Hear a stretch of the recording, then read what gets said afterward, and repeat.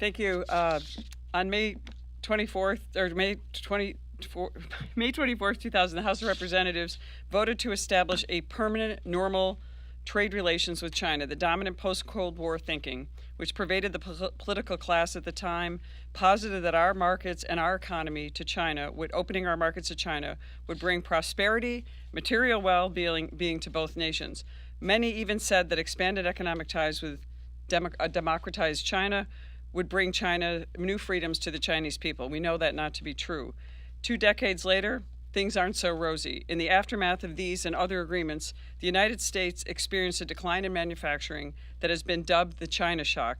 Millions of manufacturing and other well-paying middle-class jobs disappeared from regions, especially in upstate New York, where the Industrial Revolution was started, and also where I happen to have a manufacturing business founded 76 years ago.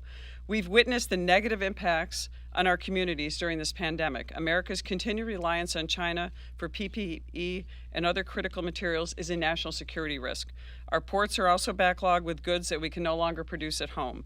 America clearly requires a national political course correction in our relationship with the Chinese government and the Chinese Communist Party. We must take action to restore our nation's manufacturing jobs, small business ecosystem, and technological leadership. Our constituents sent us all here to fix these issues and put the needs of the American people first. However, the House Democrats under Nancy Pelosi are once again using an urgent national need as leverage to cynically push forth unrelated liberal priorities and poison pills in this bill. You don't take my word for it. Look at the White House statement, as my colleague and leader, Mr. McCall, said, praising the misnamed America Competes Act, and it didn't mention the word China in it once in their statement. It's and China being our greatest adversary. The language in the legislation itself talks about coral reefs, climate change, even more than China. This is all you need to know about the priorities in this bill. And even worse, the provisions in this bill will make us even more reliant on China, as my colleagues have indicated. It keeps our supply chains overseas and forces us to depend on China for critical rare earth minerals required to produce chips, solar panels, batteries. We have these resources here.